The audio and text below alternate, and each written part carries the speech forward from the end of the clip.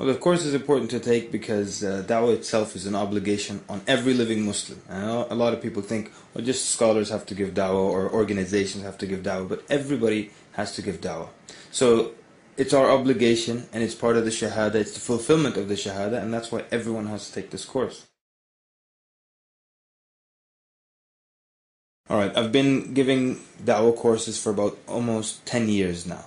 And over these years, I've seen people transform. They come in, not knowing anything about da'wah, and they walk out superb da'wah. Some incredibly amazing young people. You know, we started giving da'wah a long time ago, many decades ago.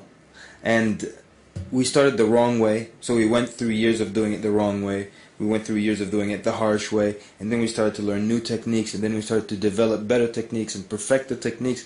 And so with a couple of things. So going through all these stages of da'wah, that was one thing that helped. Then the other thing is that we've seen people transform. So now I know that I can change people into becoming effective du'at. And so because of that, I feel okay, more than qualified to give the course, inshallah.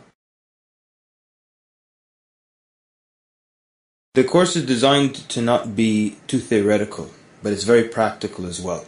And I've seen many courses where the instructor will spoon feed people exactly what to say. If someone says this, then say that. If they say this, then say that. But then what if I walk out in the street and someone presents me with a scenario that I wasn't given in the course? So what I try to do, and I think this is the most fair thing to do to the students, I give them the tools by which they could formulate and develop their own answers to any kind of scenario. Even a religion or a belief system that they never heard before. If they encounter it, what? They're going to call me all of a sudden? They're going to have their own ways of answering it. And actually do this during the course. I ask people difficult questions or maybe about very strange belief systems that for sure they haven't heard of, and they refute it in class because now they have the tools of how to do so. Alright, I'll tell you the parts that I really love about the course, yeah? There's some very different techniques that we've developed. For example, the way we deal with the atheist, I've never heard it been done before. The way we do it is very systematic, how to deal with the atheist from A to Z. We understand their mindset, what made them become atheists, and then when they ask you for proof, what do? An atheist tells you, can you show me something that proves that God exists? What are you going to do? But we're actually going to show them something. And how are we going to do that? You're going to have to find out in the course. So another technique, for example, you've probably seen these debates where around the divinity of Jesus. They go on for hours. Chapter this, verse that. Chapter that, verse this. And then I refute, he refutes. But you know what? We have a new technique. In under minutes, we're done with the Trinity issue. Because we don't tackle verses. We tackle the mindset of someone who believes in that. Same goes to someone who believes in transmigration, for example. Which is more than just reincarnation. This is someone who believes that you can go from human to animal and from animal back to human.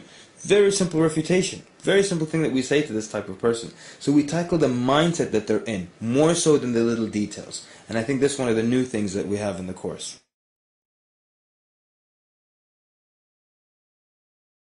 There's a section in the notes that deals with anyone who believes in more than one God.